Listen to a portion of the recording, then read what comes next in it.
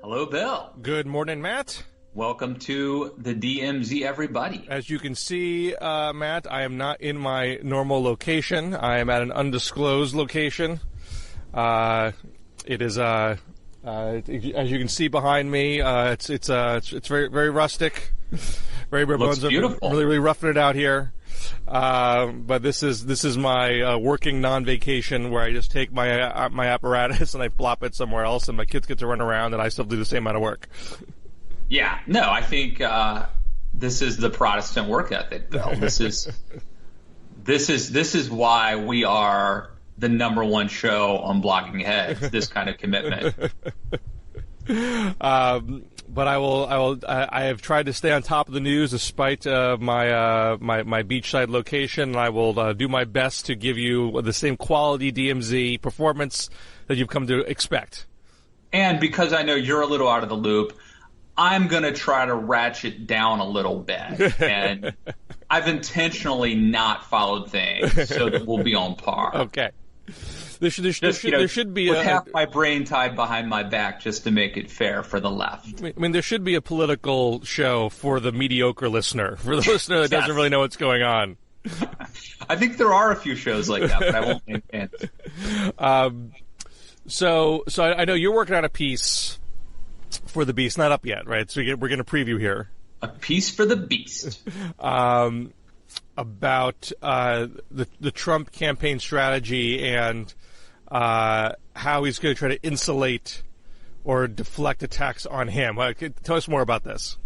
Right. So I think this has been a subplot of Trump, but it's become more explicit lately. So with the whole flap over Denmark not wanting to sell Greenland, Trump he canceled his trip to Copenhagen, and he was talking about the prime minister. Trump said, she's not talking to me. She's talking to the United States of America. You don't talk to the United States of America that way, at least under me. In other words, I am the state. Mm-hmm. There's this conflation between Trump and the nation, and an attack on Trump, therefore, becomes unpatriotic, an attack on America. So I've been listening to the Rush Limbaugh poolside this week, Bill, because my life is basically a working vacation. And I've been listening to Rush, and he has really been reinforcing this notion that an attack on Trump is unpatriotic. And he has kind of taken that and applied it to the media and made it more personal, which is to say not only is an attack on Trump unpatriotic, but criticism or even a lack of deference of Trump is an attack on Russia's listeners. The just average person out there listening, they're being attacked. If it's an attack on Trump, it's an attack on them. And he's been very explicit in making this. And so I found that interesting, and I'm writing about it. That strikes me as just sort of the logical endpoint of the way Trump has campaigned from the get-go. Very cult of personality, building cultural identity bonds with, white working class America, or in some cases, white upper class America. Now there's talk that who you interviewed the other day on your podcast, Joe Walsh, former Tea Party congressman, he is gearing up for a primary challenge.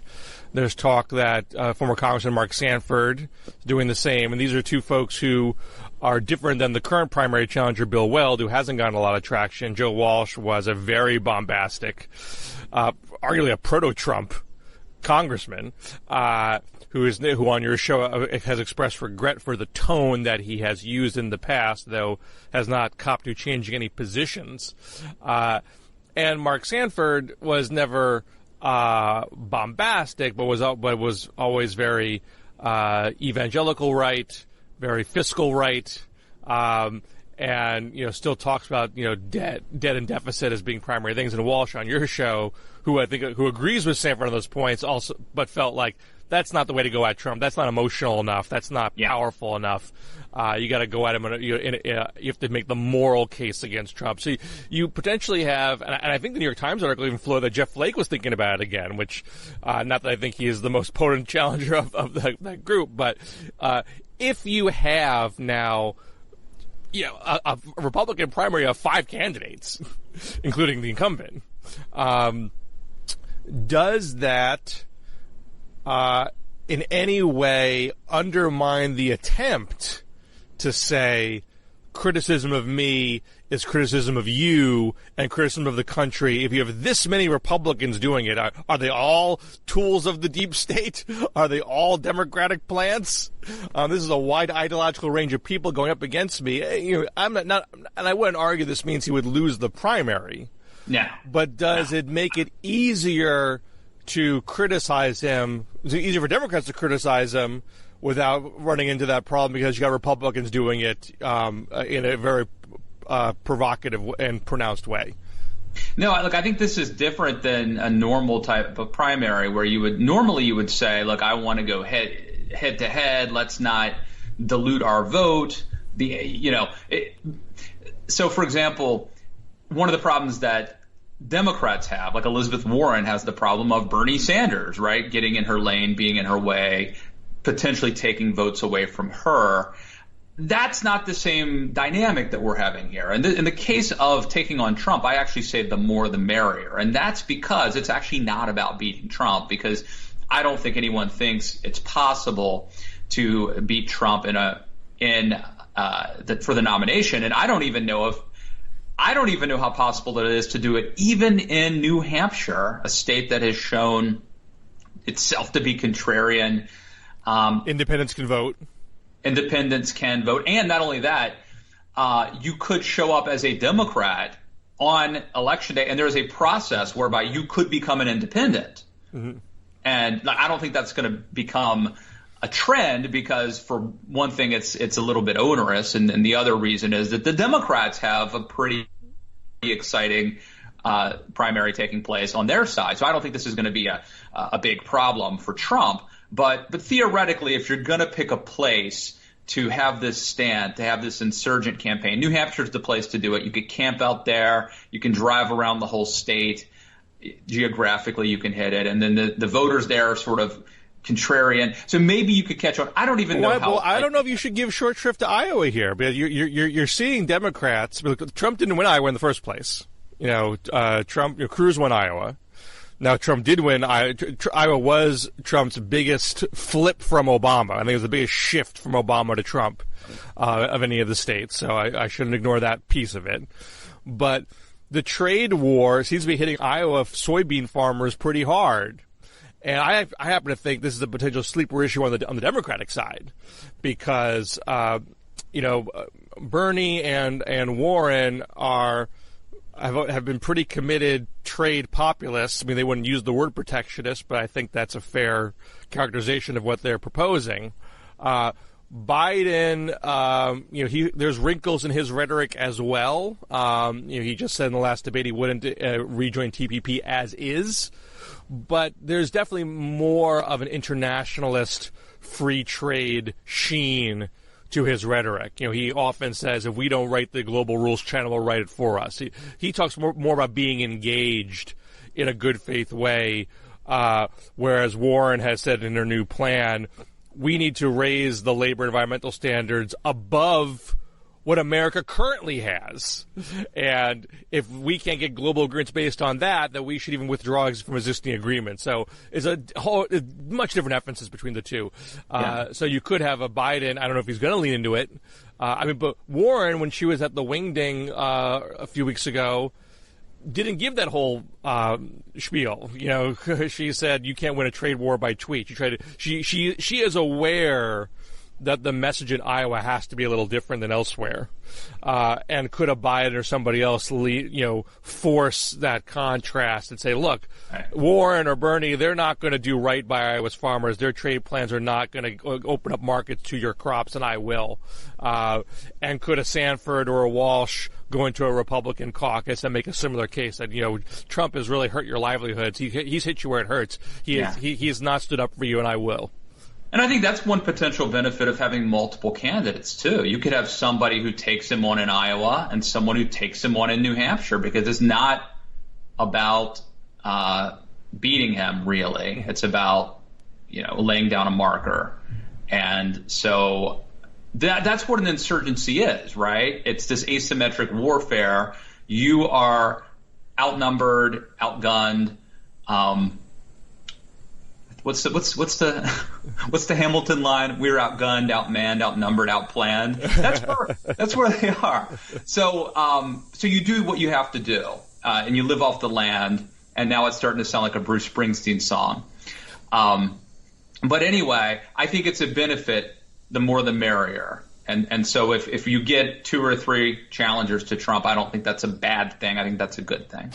Now, this week, there's been a whole lot of weird Trump news this week. There's Greenland. There's him calling himself the chosen one. There's him retweeting this anti-Semitic conspiracy theorist who decreed him king of Israel. And at the same time, there's clear body language from the White House that they're worried about the turn in the economic data. We haven't had a bad GDP number or a bad unemployment number yet, but there's some other indicators that suggest things could go the wrong way. And Larry Kudlow was out there in full force trying to say don't start talking down the economy. We got to be optimistic here. There was and you heard in the New York Times article about Walsh running that there's people in the White House who are worried about primary challenges, how that might make him look weak. Yeah. And so in the midst of all that, you have this tweet from Nikki Haley trying to debunk the rumors that she's going to replace Mike Pence as VP, of which was not even being talked about in the press at all before she did the tweet. But I saw one reporter at Bloomberg indicate in a response tweet that there are people in the White House that know what she's talking about, which is just there is chatter. I don't know how serious the chatter is, but there's some sort of chatter about doing that. You've talked up Haley's prospects before. Do you think there's a real chance that Trump is going to feel pressured enough, panicked enough to make a switch? When I saw this tweet from Nikki Haley yesterday, I thought of Hunter Thompson, who was it Hubert Humphrey? I forget who it was that he was giving a hard time, and he reported that there were rumors in Milwaukee that he was taking drugs or something, and then Hunter Thompson said, and there were rumors because I started them in Milwaukee. And Bill, I hate to toot my own horn. I don't like to talk about myself much on this show, but not only ahead of the curve with that Joe Walsh interview, but I think I'm the first person who floated the idea that Trump could tap Haley as his running mate. And the theory is that now Trump really needed evangelicals at one point. He has them now. Maybe Nikki Haley can bring some soccer moms, some suburban moms who might be a little concerned about Trump. I don't think it's going to happen. I do not think it's going to happen. Partly because I don't know why Nikki Haley would do it. I don't think it's probably in her best interest. Well, you do not have. Oh, what? You don't know why she would do it? Yeah. I think she has all the incentives in the world to do it. I mean, why not boost your national profile? Ingratiate yourself with the Trump base by saying that you stepped up for him when he needed it, even if it ends up being a loss. I think she'd be very well positioned for 2024 if that was the case. And the point you make, if you don't need Pence to hold evangelicals anymore, you have the record. You've gone after Planned Parenthood. You've compelled them to drop Title X funding. You've given them socially conservative judges, and you're going to get. Trump would make history as well. He likes the grand move. He's not great on loyalty. I mean, there are reasons why. He also likes good TV. Why not bring a new character for the next season? Yeah. And a character that's going to, Trump has no shame in holding her up to say, they're calling me a racist and a sexist. What do you mean? My best friend's a woman of color. What are you talking about? There's a lot of logic behind it. You're talking me back into this, Phil. So here's the question. Why does Nikki Haley, and you've alluded to this, that maybe there's people in the White House talking, why does she now come out and put out this tweet? I cannot get into her head, but clearly there is self-interest behind it. You don't have to say anything if you want to let the rumors die out. The rumors are barely burning in the first place. You've clearly kickstarted rumors. So you make if you were to replace Pence, to the extent that people are gullible, you could say, I wasn't trying to force Pence out. This wasn't me conniving to force Pence out. I said he should stay there. But Trump came to me and said he really needed my help, and I had to answer the call. Yeah. Now, Pence, and by the way, let me just say, I think now that I'm thinking it through, part of the reason that I think I changed my tune on this is Tim Alberta, who I think is very smart and connected, during the rollout of his new book, really poo-pooed this idea. And that probably got in my thinking, just because I respect his take, but who knows. Mike Pence presumably would not take this sitting down, right? Like he's taken a whole lot sitting down, so right. But this has to be. But if you're Pence, this has to be like a non-negotiable. He couldn't abide this, right? It puts him in a very tough spot. I mean, obviously he wants to run for president in 2024. He feels he has positioned himself very well by being Trump's wingman to do so. If you become the foremost Trump critic, well, that blows apart that whole strategy, doesn't it? Isn't it better for him just to take one for the team? I mean, it would be a humiliation, no doubt, but maybe Haley ends up looking like the conniver. Yeah. Who ends up not helping Trump win. So the Deborah Norville.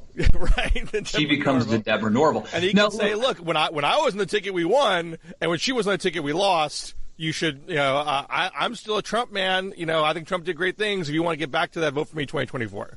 Yeah. By the way, let me plug my friend Tom LoBianco's forthcoming book. It's out next month about Mike Pence. And he shows in the book how savvy Mike Pence is. There were a couple times where, talked about in the book, where Pence, in order to get picked by Trump and to stay picked by Trump, executed some very shrewd Machiavellian maneuvers. I don't want to give them away because I think they might be embargoed and this might be coming out like in Politico or something. But Pence is very shrewd, and that's kind of the premise of the book. And I wonder, you have to imagine that Pence is already maybe gaming this out and taking steps to, maybe he reached out to Nikki. I don't know. Let me shift gears for the Democrats. Chance for some little pre-self-promotion myself. I'm currently working on a piece for Politico, so I partially hesitate to talk about things I haven't finished writing yet because who knows where they're going to end up or even get scotched altogether. But yeah, I am working on a piece. Warren had an interesting week in that she started the week at a Native American forum, presidential forum in Iowa. She began her remarks with a brief apology for any harm she caused without getting into details, but clearly a reference to criticism she got for trying to claim Native American ancestry through a DNA test when many Native Americans feel that's not the way one claims ancestry. You claim it through your active membership and involvement in tribal Native American life and culture. But she did the apology. She moved on from it. She before the forum, she released a very detailed plan about improving quality of life in the Native American community and in tribal nations. It involved an expansion of tribal sovereignty and a massive infusion of federal funding regarding housing and education, job investment and such, which was very well received. The attendees wanted to talk about the plans, didn't want to harp on the past, didn't want to talk about Trump saying Pocahontas. Several people suggested that they were talking to the next president of the United States. So you got this feeling that she had put the issue behind her. But you also have the RNC putting out an Oppo research memo the same day, calling her 1,024th Native American 100% liar. And so to my mind, it raises the question, to what extent is this still a problem? And I had some conversations with Democratic and Republican operatives, some that you suggested by you, Matt Lewis. Thank you for that. And you get totally different interpretations on both sides of the partisan divide here. Even though I was talking to Democrats who had been involved in presidential campaigns where the presidential nominee got that kind of harsh treatment. John Kerry in the Swift boats, Hillary Clinton in the emails, Crooked Hillary. So Democrats are pretty sensitized and sensitive to the horrible things that can come in a presidential campaign, but they still felt that Warren has proved herself. She's risen from the depths in the polls. She has mended her fences with Native Americans. She's defined herself on her own terms. She's shown strength, and that should put her in good stead versus Trump. Whereas on the Republican side, you hear she hasn't addressed the main charge, which is that she is a liar, that she is a cheater. She said things that were not true to advance herself, and you can't trust that she's not doing the same thing right now in this presidential campaign vis-a-vis her ideas, that her ideas are not on the level, that she wants to do all these giveaways to interest groups to cheat you at your expense. It's not going to help you the way she said it's going to help you. So I can't sit here and fully game out who wins this argument. But I think it's fair to say that the problem remains. It's something that she will have to face in a general election if she is the nominee.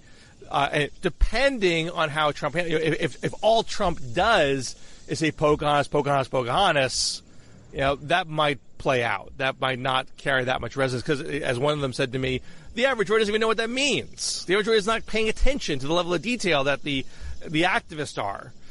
You got to add to it. You got to add a narrative to it, which he could do, and so he has had the capacity to smear people in the past, but he has to do it. So there's somewhat of an unknown there. But I think from the Warren side and Democratic side, it's incumbent on her to think about, to recognize, just by making Native American communities pleased with her plans, that doesn't address what a white swing voter, a moderate to right-leaning suburban white swing voter, is going to feel about an argument that she is at bottom a liar. Yeah, I have to say, all due respect to the Republican strategists that you talk to, I feel like implying that she's a phony and that she's inauthentic and mocking her has more resonance than like trying to make this into her being a cheater and a liar. Well, it's not either or. Sure. The other thing too, with all due respect to the Democratic strategists you talk to, I wonder how much political correctness is creeping into what is ostensibly political analysis. Like, if you're a Democratic strategist and you criticize Warren and say that she might be susceptible or vulnerable to Trump's attacks, doesn't that cast you as aiding and abetting Trump in a way, and therefore you may not really be giving your honest assessment of this. I wonder how much our political analysis is now infected by that sort of partisan. I mean, it's really not unusual for a partisan to not want to undercut partisan allies. So, right, but you're supposed to put on your strategist hat if you're one of these strategists, right? And I mean, that's why I called them. But I don't want to put myself in a position where I am just speculating that they're not telling me the truth. But I definitely sense a reluctance. They didn't want to undermine Warren. They did not want to take a shot at somebody, raise a question about somebody that could be the nominee. I think Trump is specifically not expedited. Trump is uniquely bad for this problem, and this is a point I've made before, and I think others have made it. Like, I can tell you now, like, I've had ideas about columns and stuff that would be dinging or criticizing the squad, but there's a sense that if you do that, you are sort of tantamount to defending Trump. And then there's also the he said, she said, like, moral equivalence, where you write, like, the squad and Trump are basically the same. They both say bad things about America, which is true. They're both bad actors. They both play on race and divide us. But then that's like a moral equivalence. And when you have Trump being the president and Trump saying really especially egregious things, that's tough to do, right? And there's going to be pushback against that, and it looks like intellectually dishonest, like you're covering for Trump or trying to make excuses for Trump. And so what Trump has done is actually make it harder for people like me to criticize the squad and the left. And I think there's a similar thing here where, like, if it was a normal Republican president, these Democratic strategists might be more open to an honest assessment. I'm assuming. Well, the way I was asking that, I wasn't saying I want you to say that Warren is fatally flawed and therefore you shouldn't support her. The question is there a lingering problem that that Democrats need to be clear-eyed about and address? Right. The Warren campaign has to address, or Democratic voters need to think about, okay, how do I judge her general election viability? How much has she proven that she knows how to deal with these things? Because how to deal with, this is pre-Trump. I mean, Karl Rove was pretty rough on Democratic candidates, and Lee Auer is rough on Democratic candidates. Trump has his own, style that he brings to it, his own shameless style. The difference is that the candidate himself leads the attack, and it's not done by the Swift Boat Veterans for Truth. The candidate does it himself, and does it in a very confrontational, Bill, way. I hate to jump in, but I'm a little afraid. Is there a rattlesnake behind you about to pounce? No, there's probably a lot of do you see a snake, or you just hear the sound? No, I'm hearing like rattles. You're hearing cicadas. Oh, okay. Because I'm like, I hate to jump in, but we've lost several other, our friends to such blocking heads attacks. So I think Democrats are very aware that that is a thing one needs to deal with, and that's part of one's assessment of a candidate. They were just arguing to me that what Warren has done, defining herself on her own terms, showing strength, not being the criticism of the DNA test was that you were taking Trump's bait and playing on his turf. And she has not been doing that since. She's been talking about her issues. And so therefore... you do have to acknowledge, and I know you have, but I do have to acknowledge that Warren has shown some toughness by battling back from a really bad rollout. And it seems like, correct me if I'm wrong, Bill, would you say she's now the runner-up? Like she's now in second place? I wouldn't, but this is interesting, though, she's the only Democratic presidential candidate who has an upward trajectory in the polls. The only one. Bernie and Biden, if you go to, you can take it back to May or take it back to January. There's a bit of, Bernie's actually a little down. And Biden, he had a bounce when he announced. He had a dip after the first debate. And now he's back to essentially where he was at the start of the year. Kamala had a bump. She had an announcement bump. She had a first debate bump, but has basically faded to where she was in the spring.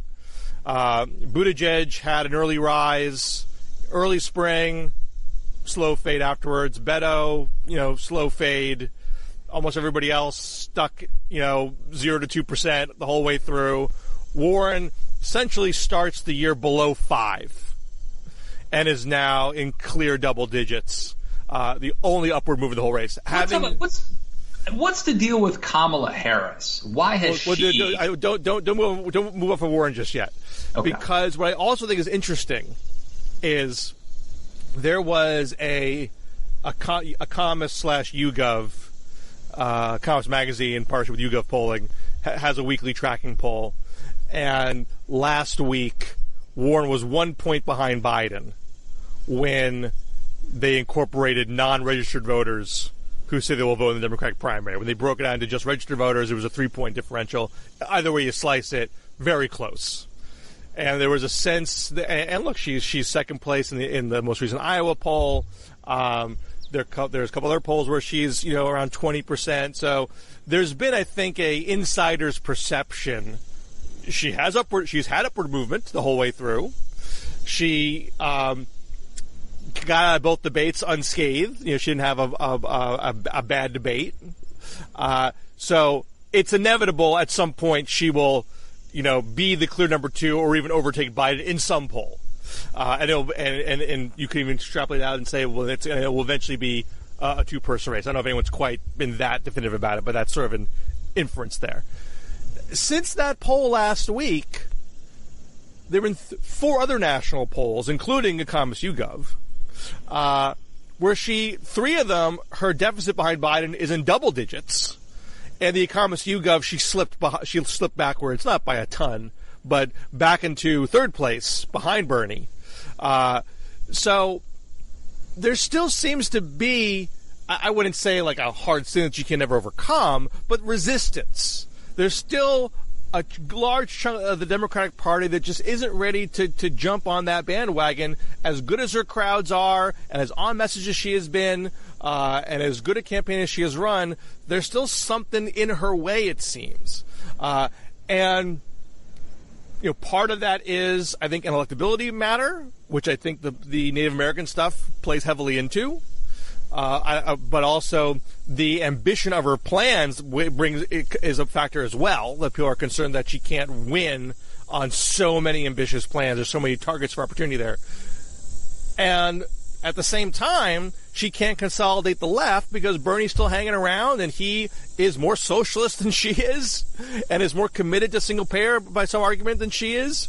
And today, Bernie comes out with his Green New Deal, which is even bigger than what Jay Inslee had on the table. Inslee just dropped out. And I actually am a little curious, did Bernie wait for Inslee to drop out so he would have the climate issue all to himself? But this is, a huge amount of money. You're talking. It was I think $16 trillion. And mind you, single payer. Some people say single payer is $30 trillion. Although you would argue you're going to save money, along the way because you're not paying, premiums and such. He's talking about expanded government control of industries, government investment in grocery stores, cooperative grocery stores, government investment in community farming, government control of utilities. This is, what the original Green New Deal backers were talking about, that it's not just a climate plan, but it's a vision of democratic socialism. Bernie is taking that to its logical end, and that is something Warren. I shouldn't say so definitively, but I can't believe Warren's going to match that. Warren is not a socialist, and by her own self-description, she's a capitalist. Her own climate plans have not been as ambitious as her other plans. She has been hesitant. I mean, she put out like 5 separate things that are kind of piecemeal. She hasn't tied it all together into one overarching thing. It isn't the issue she talks about the most. Bernie I don't know how much more he's going to drive it, but I think he's got a big opening to say, look, if you want to do a real Green New Deal, the Green New Deal that restructures society in the democratic socialist vision, you have only one choice. There's only one person going to take this on in its urgency. It's going to do it as fast as possible and as complete as possible. And if you think that's important, you have to vote for me. And it doesn't mean he's going to win the nomination, but it would, if he can hold on to a chunk of voters by doing so, it deprives Warren that block from the left and keeps her limited in how much she can grow. So Bernie is running interference for Joe Biden, is what you're saying. I mean, it could end up that way. Now, of course, Biden can self-destruct. I think what we've seen so far is you're not going to derail Biden ideologically. You might have thought the electorate was so left that Biden couldn't survive in that. I think that has been proven wrong. There is clearly enough of a moderate faction to sustain a Biden-like candidacy. Where Biden is weak is his own personal performance. And it may be that all these little individual flubs are shrugged off by his loyal fans, and he stays at 30+%, and that's enough to get out of Iowa, and that's enough to get to South Carolina, where there's a big African-American vote that would stay with him if he was still viable, presumably, and that's enough for the nomination. But it's also possible that there's going to be one flub too many, one moment that seems like a real bona fide senior moment, and people say, you know what, I agree with you on a lot of things, and I think you're the most, on paper, the most electable, but if you're clearly not up for the job, I got to go somewhere else. And so if he tanks, does it become a Bernie Warren race to the left?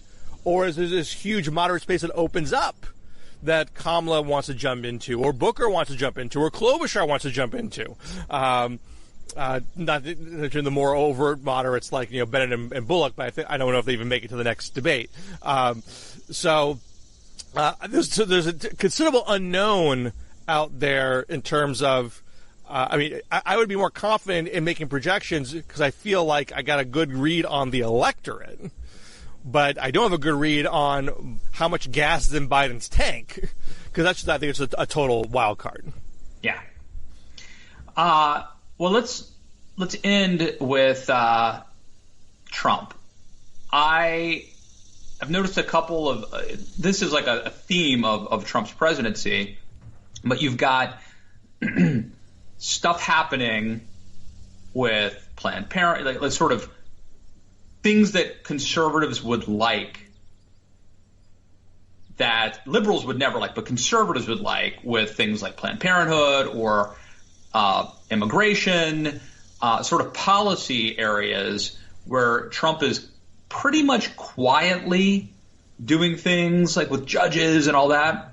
But then you've got simultaneously this Denmark thing, which we've already talked about, and you've also alluded to talk about Trump being the chosen one and the king of Israel. And the question is, and this is kind of a question that has been asked time, and there's no real answer to it, but is he crazy, or is he crazy like a fox? Well, I don't think this is all strategy. I suspect that in terms of the socially conservative policies that have happened on his watch, that is a mix of the people in the depths of government driving issues that Trump is signing off on. The conservative deep state, which are making lemonade out of the lemons they've been handed. Right. And so I think Trump is fully aware that the evangelicals brought him to the dance, and so he's not going to get crossways with them. Just as with guns. I mean, he has, sort of a bit of the moderate Democrat rattling around inside of his belly that occasionally blurts out from time to time. But, and people who thought the NRA is in total disarray and their board is, the people are getting fired and, they're not in a position to stop background checks this time. One phone call from Wayne LaPierre. Yeah. Let me just say, this is not in my Daily Beast Rush Limbaugh column, which is sort of specifically about how Trump is conflating and how Rush are conflating being anti-Trump with being anti-American. But having listened to Rush pretty closely poolside the last few days and reading his transcripts, Rush did a segment where he explicitly told his listeners that Trump does this on purpose, that he will come out and, like, after a shooting, when emotions are running high, he will come out and suggest that he might do something in terms of gun control, and then, but he never has any intention of doing it. And then Rush will drive the libs crazy by then changing his mind later. That this is Rush basically says, like, this is a strategy. This is on purpose, which is an interesting thing to admit, I think. I mean, if that really is the case, I just can't know. I mean, I find, I mean, the argument for being on purpose is it's a little bit of a signal to that suburban voter that you're not totally off your rocker, that you know there's a problem here, and you sure wish you could do something about it. Yeah. But those darn Democrats won't come to the table with me. I think it's more like, you remember back when Al Franken said he was going to resign, mm-hmm. and then like a few weeks went by, and people were like, okay, maybe he doesn't really have to resign. Like, he said he was going to resign. That changed the subject. That took the heat off. Now maybe he could just stay. It's a similar thing. Like, whenever a shooting happens, the media is focused on it, and there's pressure on Trump to do something. So if he says he's thinking about doing something, that buys him time until the news cycle changes, and then he can, walk back whatever he said. And that's what he's done. And twice. Whether it's political genius, I think, is debatable, but that is what he's been doing. And I think I'm more likely to ascribe strategic qualities to this, and you see it as more like he's Inspector Clouseau or whatever. Like, I guess I'm more Columbo, I think the more important point, if I may assert, or is it Inspector what's the most important. I wrote a piece, after Parkland, Why the NRA Always Wins, which talked about how if you just look at it in terms of the NRA as a lobbying operation that gives money to candidates that buy and sell Congress people, and that's why they get their way, I think that's the wrong way to look at it. They have cultivated a gun rights culture over decades. People that see their identities in their guns, that as a symbol of their freedom and their protection from evil on the outside. And even though it's not a majority of the country, it's a voting issue for a very large segment of the population that the Republicans don't want to get crosswise with.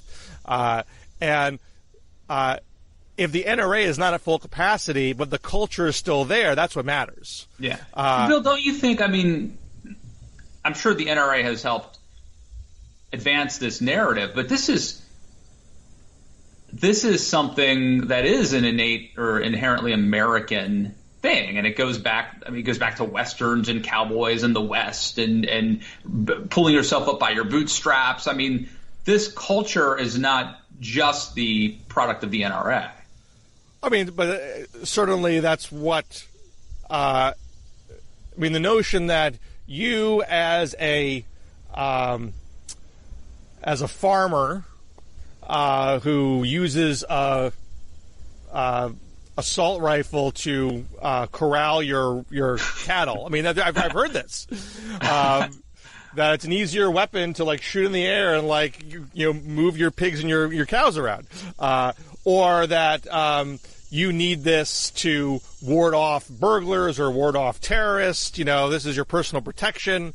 The notion that has any kind of connection to being a frontiersman in the 19th century or being part of a militia in the Revolutionary War, I think is a pretty ludicrous connection. But I know people try to make the connection so you feel like this is part of something that's in the fabric of our people. Whatever the origin of it is, I think it is there, and I don't think you defeat it. When you have a system of government that rewards organized minority factions. that this is a highly organized minority faction with or without a functioning NRA, in my opinion. Yeah. And so, agree. You can't assume the idea that the NRA is pulling the strings by virtue I think the NRA has had a lot to do with building up this culture. But I mean, by virtue of giving money. Right. The money part of it is, I think, a small piece. Right. A very small piece. If the NRA went away tomorrow, some other group would fill the vacuum and sustain off of the culture that's been created. Perhaps Larry Pratt's Gun Owners of America, the only no-compromise gun lobby. Right. So I don't think you beat that unless you have a comparable culture on your own that is in effect on a daily basis, not just between mass shootings. So because it is the gun rights position is the gun control position is the majority position, but there aren't enough people in swing states and swing districts who are telling their Congress people, you do X or I don't vote for you. And that's not going to happen unless it is something that's being breathed on a regular basis by those people. All right, man. Well, let me just say kudos to you for the backdrop. This is visually stunning. And it's going to just the contrast of me with these, boring, sterile walls behind me. I've wanted for a while. I want us to do a questionnaire to see who of us is more part of the real America. Who lives closest to a Walmart? Who lives closest to a Cracker Barrel? Who lives closer to a farm? All things that I think I would win out over you. No, not anymore, man. Well, you've had a relocation, but you're not going to be there forever. I could spit and hit a Walmart, man. And I'm all over. Are you in Virginia right now? I'm in Virginia right now. Okay, so right now, Yeah, but so I'm dividing my time. We've been dividing our time this summer between Alexandria, Virginia, and West Virginia. But I'm in West Virginia technically more time. At least I have been. And but you still do the show from Alexandria, which is far more blue America than real America. I think, was it last week? I think I did it from West by God, Virginia. Okay, fair enough. But certainly here, I am not anywhere remotely near real America. I'm in liberal elite America right now. But hopefully it didn't affect the quality of the show. You look fabulous. Let me just say. Thank you. So. All right. Till next week, sir. All right, man. Enjoy. Go get some beach. I'm going to go work on this article right now and inside. So no. All right. Quick plugs. So I did my podcast with Joe Walsh, which I think is a fabulous interview. Yeah, you should listen to that. That's good. I really think that was a good one. So please listen, Matt Lewis and the News. Oh, and your Delaney podcast, which I've not heard. That one is not posted yet, but I did interview John Delaney. He was riding around in rural Iowa. So, maybe not the best audio I've ever done, but it'll be a good interview. And I asked him some of the questions that you suggested last week and got some interesting responses. So anyway, check out the podcast, Matt Lewis and the News on iTunes. Excellent. All right, sir. I'll see you next week.